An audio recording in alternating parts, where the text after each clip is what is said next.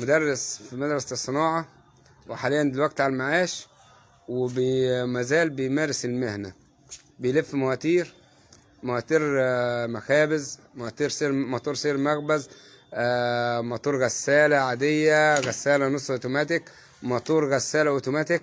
بيلف برضو مواتير مية بجميع انواعها، ايطالي، صيني، الماني، جميع انواع المواتير الحاج ريب بيلفها. فدلوقتي احنا معانا الحاج ريب وعايزين نسأله كم سؤال. حضرتك يا حاج، اتفضل. الموتور اللي في ايدك دوت موتور ايه بالظبط؟ موتور اتحاد اوروبي 2 حصان. تمام. هو ده بيشغل ايه يعني؟ ده بيشتغل كمبروسر الهواء. تمام. كمبروسر بتاع الجماعه بتاع الدهانات والحاجات دي يعني. تمام. على حسب معلوماتي يا حاج ان الاتحاد الاوروبي بينزل سلكه المونيا. كان المونيا. تمام. بعض الانواع منه المونيا، السلك بتاعه المونيا، احنا بنبدل نحاس. تمام. بقانون بنضرب سمك السلك في 6/5. تمام. تمام. بيطلع لي السمك. تمام. وبناء عليه لازم يتغير العدد. بنضرب في 5 بقى على 6 يطلع لي العدد بين العدد النحاس بعد كده يعني. تمام. يعني اذا كان مثلا العدد مثلا 80 لفه بنضرب ال 80 في 5/6. تمام. ده اذا كان ده بالنسبه للعدد يعني. امورني. طيب حضرتك سؤال تاني. اتفضل. ايه علاقة مفتاح الطرد المركزي نعم. بالموتور؟ مفتاح الطرد المركزي بيفصل التقويم عن التشغيل بعد بلوغ حركة المحرك 40%. تمام. طيب بالنسبة للمكثفات يا حاج. نعم. معلش احنا بنطول عليك، بس احنا عايزين معلومات توصل للجمهور. علمني يا ربي. ونعم بالله ونعم بالله. ربنا يقوي ايمانك يا حاج. طيب دلوقتي بالنسبة للمكثفات، يعني موتور ب2 مكثف. ايوه. هل ينفع ان هو يشتغل بمكثف واحد؟ لا ما ينفعش. طب ايه السبب؟ لان المكثف فيه مكثف بدء الحركه. تمام. وده بيكون سعته عاليه.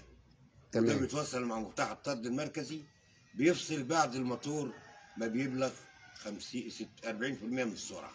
تمام. اما المكثف الثاني ده مكثف بيبقى يعني واصل مستمر مع التشغيل. تمام. تمام. ويكون سعته اقل تقريبا 10% من المكثف اللي هو الكبير. تمام. إذا كان المكثف الكبير 300 يبقى المكثف الصغير 30. تمام. اللي هو بيستمر في الدائرة. في تمام. مكثف بيستمر في الدائرة وفي مكثف بيطلع من الدائرة. تمام. وفائدة المكثف طبعا زي ما انتم عارفين بيساعد على بداية الحركة. تمام. تمام. بيعمل على بدء حركة المحرك، وفي نفس الوقت بيعمل عملية تحسين معامل القدرة. تمام. يدي عزم تاني للموتور. تمام. يخلي التشغيل شغال مع التقويم، شغال مع التشغيل وهو شغال برضه. تمام. نعم. ربنا يعزك يا حاج، وربنا يقويك وييسر لك كل امر. طب دلوقتي حضرتك انا شايف في موتور تاني. نعم. اللي هو الموتور ده تقريبا ميه، موتور ميه. ده كم حصان ده يا حاج؟ ده نص حصان. ده حصان ده حصان كامل. ده حصان كامل. بيتلف طبعا سلك 7 التشغيل. تمام. وسلك 5 التقويم.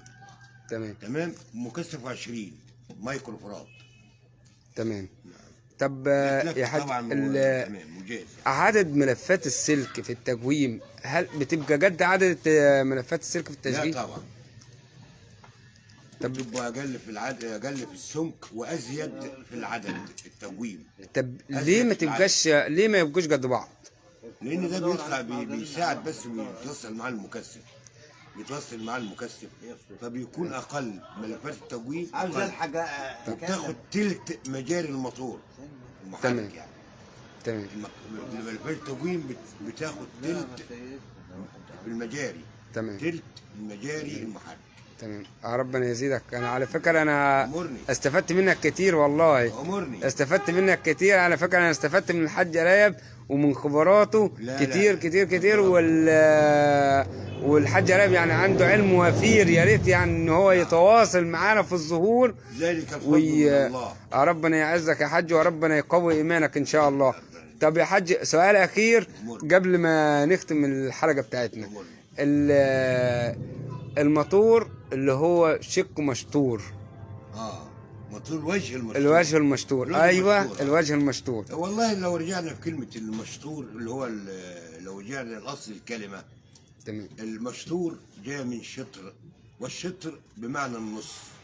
تمام. معنى كده ان ملفات التشغيل بتكون نص مجال المحرك. تمام. ملفات التجويم بتكون بتاخد النص التاني، نص ونص يعني. تمام. يعني الملفات ده بيبقى نفس العدد؟ السمك.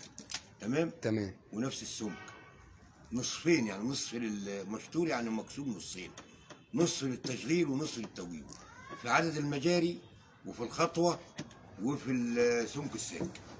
زي ده بالظبط. مشكرين لوقت حضرتك. تمام تمام تمام يا حاج.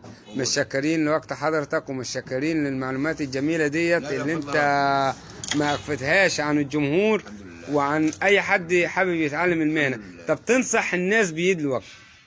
بالنسبه للي هيشتغل في الصنعه لازم الامانه نمره واحد. الامانه نمره واحد. ونمره اتنين برضه الامانه.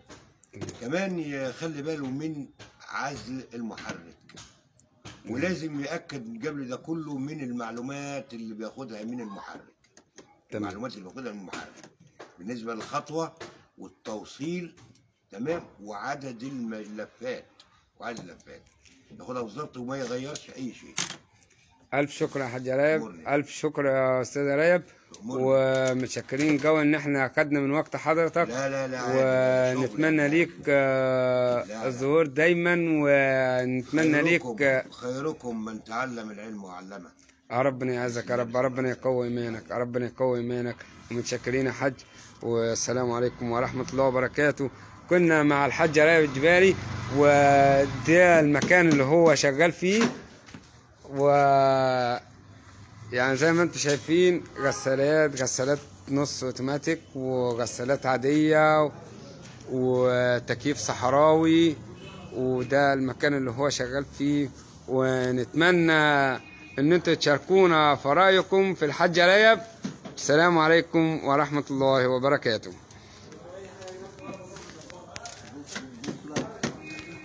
مش عايز ادوس هنا.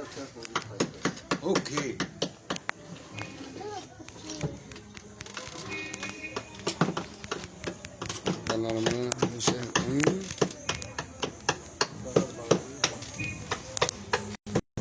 العملية